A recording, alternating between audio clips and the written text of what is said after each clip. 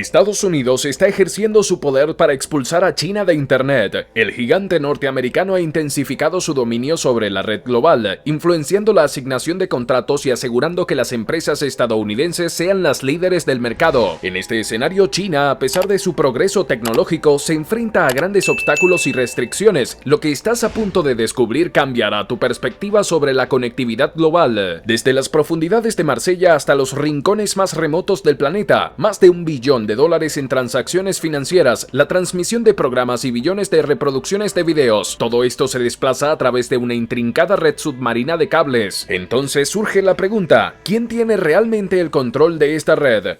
Ahora todos quieren llamar la atención. A medida que exploramos esta cuestión, descubrirás que actualmente se está librando una batalla por el control de estos cables. Esta lucha ha llevado a tensiones internacionales y a la implementación de estrategias inesperadas. En Marsella, Francia, se encuentra un modesto pero crucial centro de conexión de cables. Este centro es la puerta de entrada a una vasta red de datos que maneja el 95% del tráfico de Internet global. Este centro está vinculado a 16 cables submarinos principales, creando puentes digitales con lugares tan variados como Hong Kong, Singapur, India, Omán, Egipto, Grecia, Gran Bretaña, Portugal, Nigeria y Sudáfrica. En todo el mundo hay más de 1.400 centros similares que interconectan cerca de 500 cables activos y planificados, extendiéndose por una distancia total de alrededor de 1.4 millones de kilómetros, lo que equivale al diámetro del Sol. Aunque esta red garantiza un flujo eficiente de tráfico de Internet, su instalación y mantenimiento están en manos de empresas principalmente de Estados Unidos, Francia, Japón y más recientemente China. Tanto China como Estados Unidos utilizan todos los recursos estatales a su disposición para controlar y equilibrar el poder en este siglo XXI. Las infraestructuras de cables submarinos son fundamentales en el mundo actual, pero su vulnerabilidad proviene de su diseño. Los cables son sorprendentemente delgados, tienen varios diseños, componentes y materiales. La anatomía más básica tiene una capa externa de hilo de plástico de polipropileno para el aislamiento, seguida de alambres de acero trenzados como armadura protectora. Más adentro hay una capa de plástico de polietileno para la impermeabilización, seguida de más alambres de acero y aún más plástico de polietileno. En el centro del cable hay un tubo de cobre o aluminio que protege el cable contra daños y corrosión. Esto se sigue con una cinta de bloqueo de agua que envuelve todo el cable. Finalmente, en la capa más interna están las fibras ópticas que envían señales a láser a receptores en el otro extremo. Sin embargo, la señal pierde integridad a lo largo de largas distancias, por lo que se coloca un repetidor cada 60 o 70 kilómetros para impulsar la señal. Algunos expertos se afirman que los repetidores pueden ser manipulados para la vigilancia durante la fabricación o el mantenimiento. Otros sostienen que los cables pueden ser monitoreados fácilmente en estaciones de aterrizaje costeras, convirtiéndolos en una mina de oro de vigilancia para las agencias de espionaje. Además, los cables submarinos son tendidos por vehículos especialmente diseñados. Hay alrededor de 50 barcos en todo el mundo capaces de tender y mantener cables submarinos. Por lo tanto, el negocio de los cables es tremendamente especializado y a veces la experiencia disponible es tan escasa que los gobiernos recurren a potencias rivales para reparar su infraestructura. Esto se aplica tanto a las potencias de tamaño medio como a gigantes geopolíticos. Ingenieros chinos han trabajado en cables propiedad de empresas estadounidenses y viceversa, por lo que siempre hay cierto riesgo al externalizar el mantenimiento a otros. Se puede instalar dispositivos para capturar o corromper datos, convirtiendo el cable en un riesgo. Así es como se transmite la información en todo el mundo y por qué los cables submarinos son tan valiosos para proteger. En comparación, los satélites transportan mucha menos información y son mucho más costosos de lanzar y mantener. Aunque la tecnología puede avanzar en el futuro, hasta 2023, los satélites representan una pequeña fracción de los datos intercontinentales y es probable que sigan siendo así en las próximas décadas. Sin embargo, existe una creciente preocupación sobre la vulnerabilidad de los cables submarinos al espionaje y al sabotaje. Los cables submarinos están llevando a los gobiernos a ser más protectores de sus aguas territoriales. Algunas naciones exigen que solo ciertas empresas puedan instalar y mantener cables submarinos dentro de sus zonas económicas exclusivas. Pero las apuestas no siempre fueron tan altas. En tiempos anteriores, los cables de datos a menudo eran financiados por empresas estatales. En la década de 2000, las circunstancias comenzaron a cambiar. Las empresas de telecomunicaciones chinas como Huawei se expandieron hacia mercados desatendidos como Papúa Nueva Guinea y el Caribe. Una década después, los campeones chinos de las telecomunicaciones se hicieron un nicho propio en el negocio de cables. Para el año 2015, China lanzó la ruta de la seda digital para expandir su red, asociándose con Huawei Marine. En solo 4 años capturó el 15% del mercado global. Para Estados Unidos esto fue una llamada de atención. La administración Trump intensificó su retórica contra los cables submarinos, ya que por su naturaleza borran la distinción entre lo público y lo privado. Esto convierte a la industria en un objetivo tanto para la seguridad nacional como para la protección económica. Washington no solo apretó su control sobre la red de cables, sino que también buscó asegurar que las empresas estadounidenses dominaran el mercado. Esto se debe a que una vez instalados, los operadores de cables pueden cobrar peajes vendiendo ancho de banda o arrendando capacidad a empresas de tecnología, proveedores de servicios de internet y otras firmas, a menudo por varias décadas. Los cables que conectan a países en desarrollo también pueden abrir nuevos mercados, aumentando el alcance de las gigantes tecnológicas estadounidenses junto con las capacidades de vigilancia del Estado estadounidense. El gobierno a menudo asume los altos costos iniciales para garantizar que los contratos de cables vayan a empresas estadounidenses y no a sus competidores. Al aliarse con el gobierno federal, las gigantes del Valle del Silicio entraron con fuerza en el negocio de cables. Desde 2016, Google y Microsoft han invertido $2.000 millones